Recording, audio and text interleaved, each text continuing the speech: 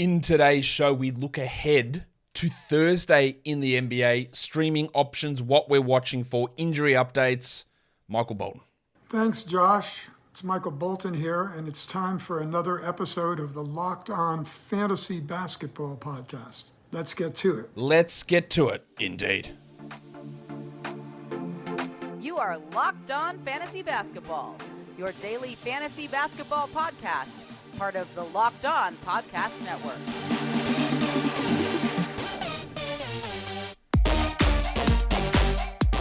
Hello and welcome to the Locked On Fantasy Basketball Podcast, brought to you by Basketball Monster. My name is Josh Lloyd, and I am the lead fantasy analyst at basketballmonster.com, and you can find me on Twitter, as always, at redrock_bball, on TikTok at redrock_bball, on Instagram at Locked On Fantasy Basketball. Thank you for making Locked On Fantasy Basketball your first listen every day.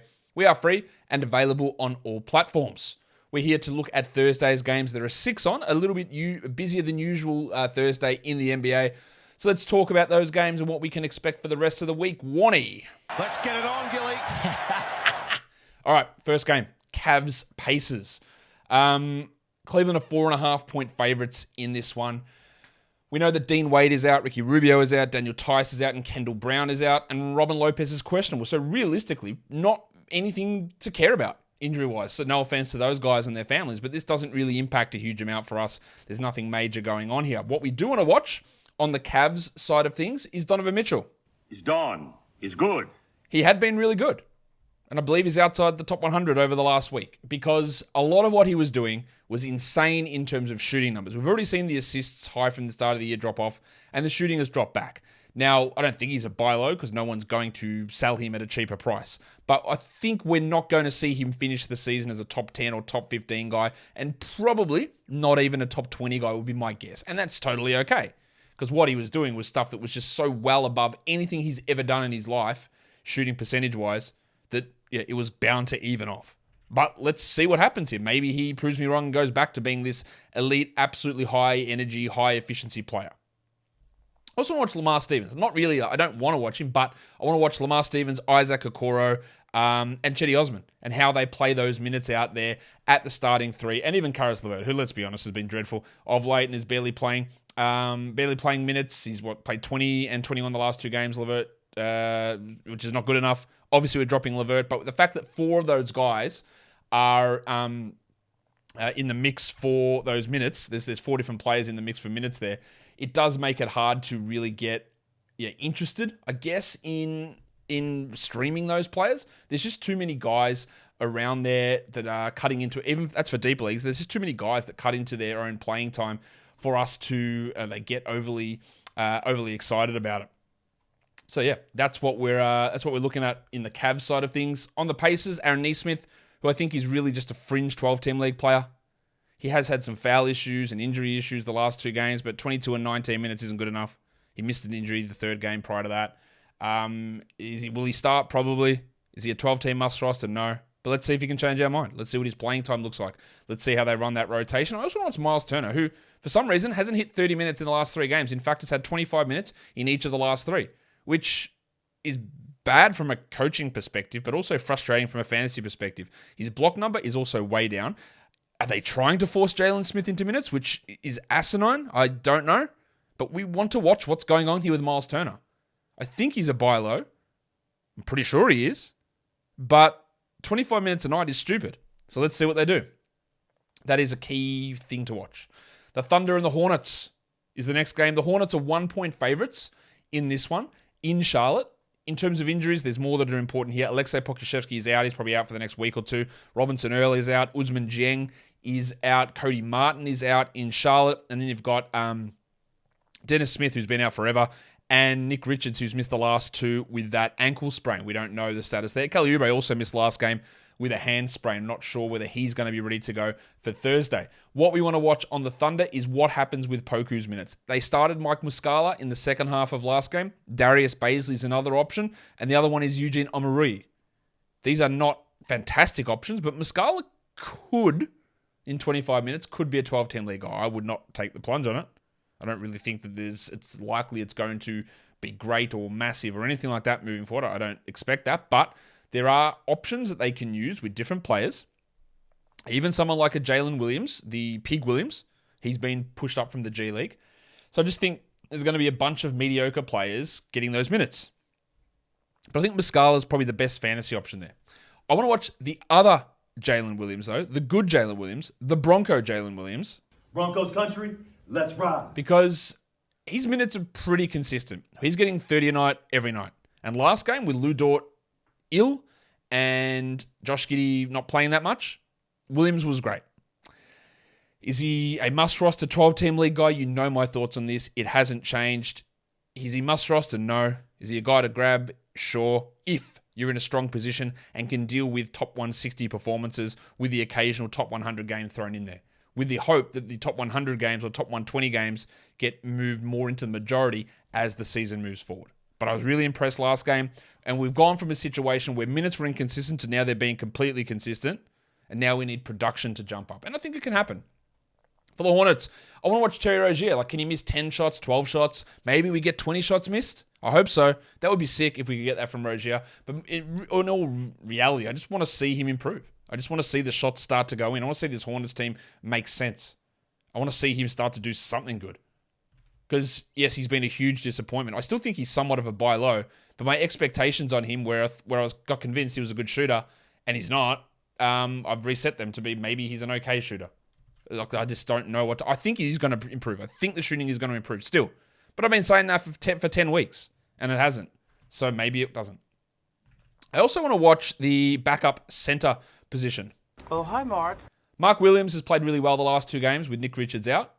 I expect, because it's Steve Clifford, and when your default setting is, I hate rookies no matter what, then I reckon you should be challenged as a coach.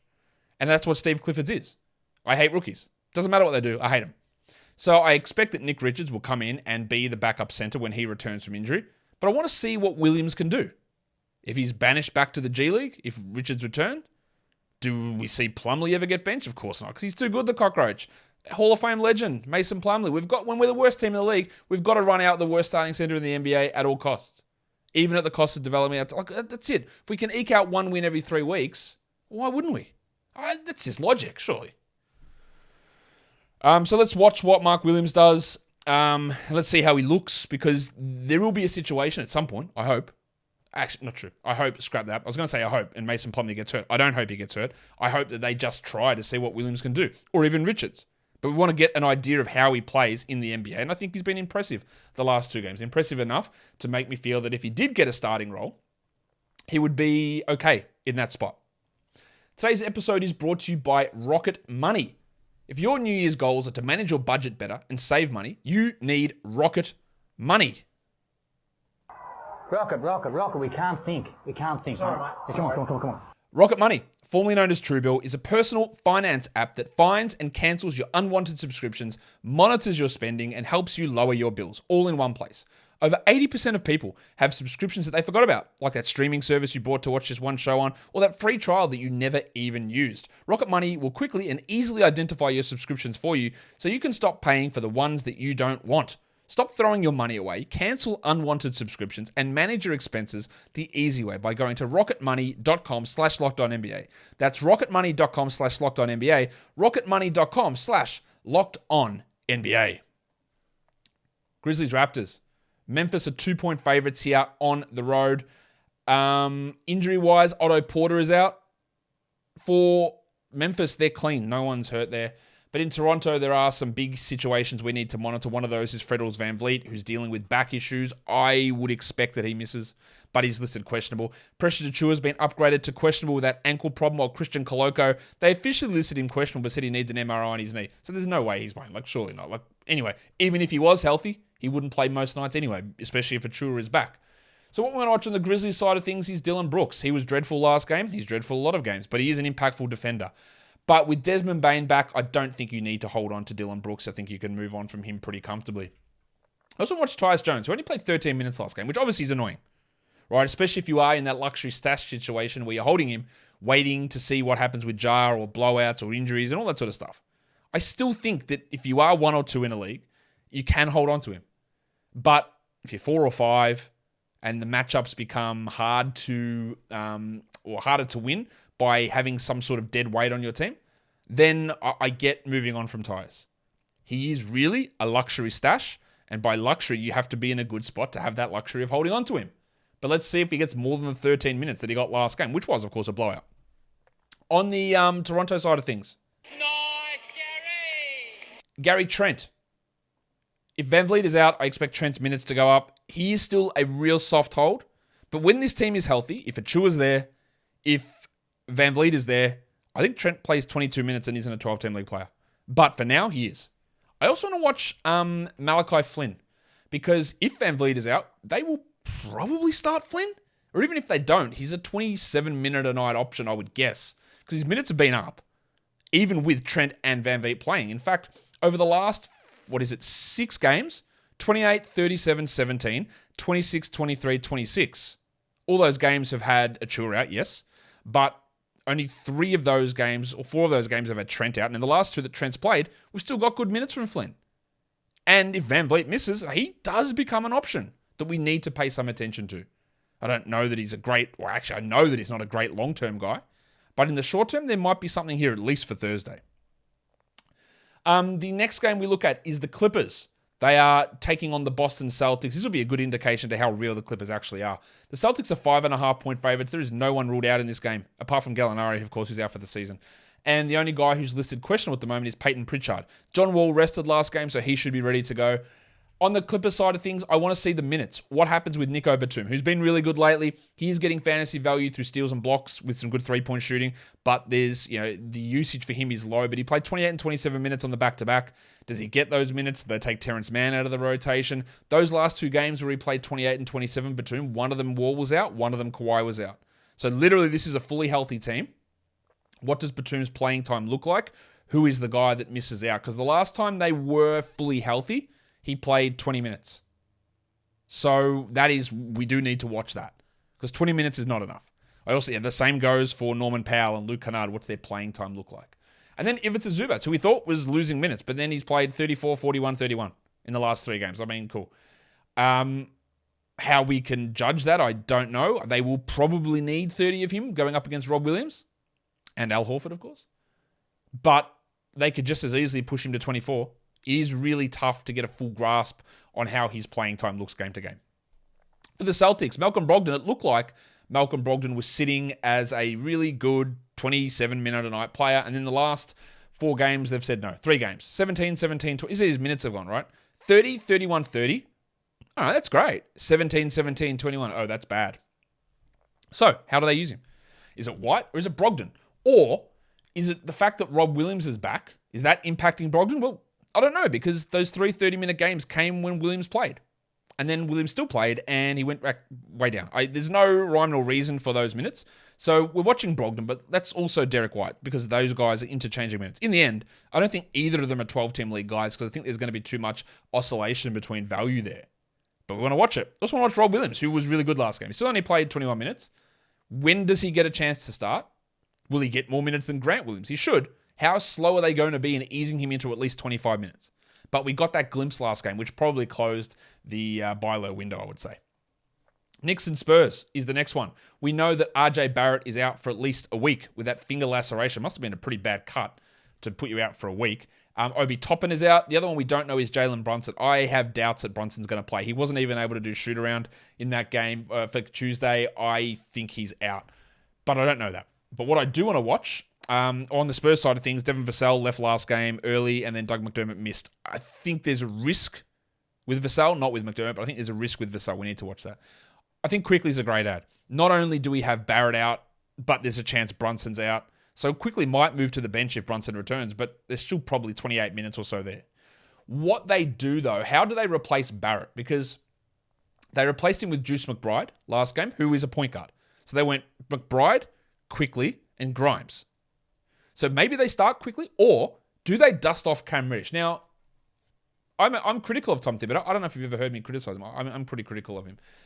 They went to a situation last game where they had no Brunson, they had RJ Barrett gone after a minute, and they still did not play Cam Reddish at all. Reddish was starting for this team, and he was okay.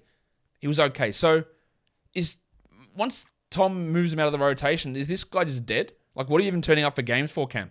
if Reddish can't get a single minute with Barrett out, then I don't know what's going on. And I am not a Reddish believer at all. I don't think he's particularly good. But I do know that he's the only forward-sized player on this team who could possibly move into that role. Yeah, Grimes could play it, but that would mean you're starting 2 point guards in the backcourt. And I just don't understand the rationale of not even not even to start him, but give him 15 minutes, give him 20 minutes. So I don't think Reddish is necessarily an ad, but the logic would say, look, he is a small forward-sized player, and there is nobody else who is a small forward-sized player.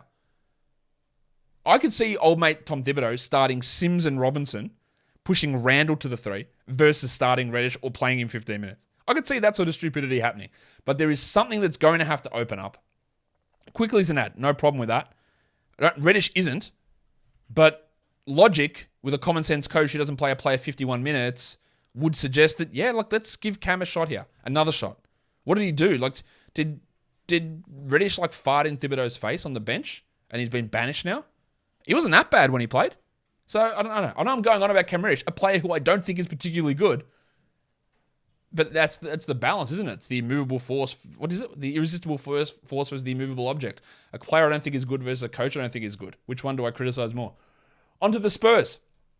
Jeremy Sohan. Zohan now! Yeah, look, he's been really good. He's going to be inconsistent, for sure. And he has been even over the last week. You've seen good games, bad games. But at least get me 30 minutes a night. And we want to watch him, see how he develops, but add him, and let's see where it goes. And Zach Collins. Even in limited minutes, Collins is producing back-end 12-team league value. Does that mean he's a must-roster player? No, it doesn't. But on a 6-game day, if you're looking for a big man with some stats, he's there. He is a stream option on a day like this. Today's episode is brought to you by NHTSA, which I've been told apparently is how it's said. I don't know if that's true or not. NHTSA, whatever. You're hanging out with some friends and putting back a few drinks, a few become a few too many, and as the evening comes to an end and people start to head out, you think of calling for a ride. But nah, you live nearby. You can make it home, okay? It's no big deal. What are the odds you get pulled over anyway? And even so, what's the worst that could happen? Your insurance goes up, you lose your license, you lose your job, you total your car, you kill someone. Everyone knows about the risks of driving drunk. The results are tragic and often deadly. However, that still doesn't stop everyone from getting behind the wheel while under the influence. That's why police officers are out there right now looking for impaired drivers on our roads to save lives. So if you think you're okay to drive after a few drinks, think again. Play it safe and plan ahead to get it right. It only takes one mistake to change your life or someone else's forever. Drive sober or get pulled over. Let's go on to the next game, which is in fact the last game of the day. It's the Rockets and the Mavericks. The Mavericks are 11.5-point favorites here. We know Dorian Finney-Smith's out for a couple of weeks. Josh Green's still out. Jayshawn Tate might return. I don't know. It's been a million years since he's been back. And Reggie Bullock is now questionable. So if Bullock is questionable and Finney-Smith is out, we're probably going to get Dwight Powell starting again. That's what happened last game. And huge minutes for Christian Wood. On the Rockets, it was a really disappointing game for their two big men last time out, Alperen Şengün and Jabari Smith Jr. Only 29 minutes for Smith and 22 minutes for Şengün. That needs to be better. Yes, they played the Celtics and they got smashed, but honestly, I just never want to see Bruno Fernando out there ever. So I hope that those two guys can bounce back with their minutes, but also with their production, because they weren't good. They missed every shot in the world. I do think a good bounce back is coming here. On the Mavs side of things, it's Christian Wood. We want to watch that because the minutes have been huge. And with Bullock and Finney-Smith both out, they're going to have to skew big, and with Kleber's out as well. You're going to get big minutes from Wood here, I think, like really big. And that is going to further fuel into the sell high moment because he's selling high through big minutes, but also through insane block rate. But let's watch it. I also wanted Tim Hardaway, who's been getting big minutes, but playing fairly poorly. He's exceeded 35 minutes in 3 of the last 4 games. He doesn't shoot well, and he's a points and threes guy. And that can be good for value. You can have that there. You can have it through volume. But is he must roster? He's on the borderline. Is he must roster for Thursday? Sure, great ad for Thursday because you know the minutes are going to be good and he's going to get opportunities. Now, he might sink you completely in field goal percentage, but he can still give some of those other numbers. If you're looking at back-to-back streaming, there's one team that has the Thursday, Friday back-to-back. That's Toronto, which is fine. You can stream some of those guys, but we've got that's where we get the extra value there from, say, a Malachi Flynn, especially if, and it is a back-to-back. Now, not that Nick Nurse and the Raptors care too much about player health or player anything like that with health and minutes and fatigue. They don't care at all. But if Van Vliet's dealing with a back problem, there's almost no way he plays both those games, right? So Flynn is an option. And then you got the other spuds like Hernan Gomez, or maybe it is Achua if he plays in one of those games. or just Thad Young or Boucher, who's out of the rotation at times. Like, there's just a lot of weird stuff there. Flynn's the only guy I actually feel confident with adding there. If we look at Thursday streams, well, Quickley's at the top, pretty obviously, and Grimes. Like, Grimes is a clear must-roster player at this point, and Quickley's a great add for Thursday. Mike Muscala might be a stream, but I think that could go sideways really quickly. Sohan, yep, good add. Nembhard becomes a stream option. Just getting a starter who probably plays 30 minutes and might get you 4 or 5 assists with a steal is useful. Derek White is a stream option. He's available in a lot of spots. I don't believe he's must-roster, but he's playing 30 a night. Steals, blocks, assists. There's a little bit of value there. Neesmith and Zach Collins. It's not a great day for streaming. That's why that top level, Quickley, Grimes, Sohan, are so important to get on, because they're the guys that I really feel good about. Whereas, the Collins and Neesmiths and Nempards, it might be nothing or it might be something good. For deeper leagues, these guys are all available in 90% of leagues. Muscala, we just talked about. Dwight Powell's probably going to have to play good minutes. You got Juice McBride. Maybe they do supercharge Juice into 40 minutes. And that would make him at least a 14-team streamable player. Timothy John McConnell, I've got for assists and steals. We saw him drop 6 assists in like 15 minutes last game. And then you got the Charlotte backups, Big Dick Nick Richards or Mark Williams. So if Richards is out, we can stream in Williams. If Richards is in, we stream in Richards. And then Chris Duarte is a deep league stream. Eric Gordon, he's available in a lot of spots. He's bad, but he is available for deeper leagues. And then Malachi Flynn, who I just spoke about. You might even look at Flynn in 12s if Van Vliet is out. For points league streaming for the day, Quickley, Sohan, these guys are all available in 40% of leagues more. Quickley, Sohan, Hardaway, Dort, Grimes, Jalen Williams. All of those guys, I think, are clear 12-team must-roster players, at least for this day. But, Quickley is more short-term. But they're all guys I'd want in a points league, I think. And then you got Mike Muscala as a bit of a flyer type, and then Derek White also as a points league stream. Now, the next 4 days, Thursday, Friday, Saturday, Sunday, they're all low-quality days. So we don't have to prioritize who's got the more low-quality games across that time. So let's look at the next 4 days. The top 6 names on this list are guys that you should add and start irrespective of their days. The value they provide on a per game basis is clearly top 100, I think, over the next 4 days, and having them on your roster is useful. So Tom Bryant plays 1 game in the next 4 days. You need to roster him. He's available in 40% plus of leagues. You need to roster him. He is let me rephrase this, a must roster player. You need to have Thomas Bryant on your roster. There's only 1 game in the next 4 days, but I do not care. You need to roster him. Immanuel Quickley and Walker Kessler have 2 games in the next 4 days. Kessler is a must-roster player. Quickly, with the absence of Barrett and the maybe absence of Bronson, he is a must-roster player over these next 4 days.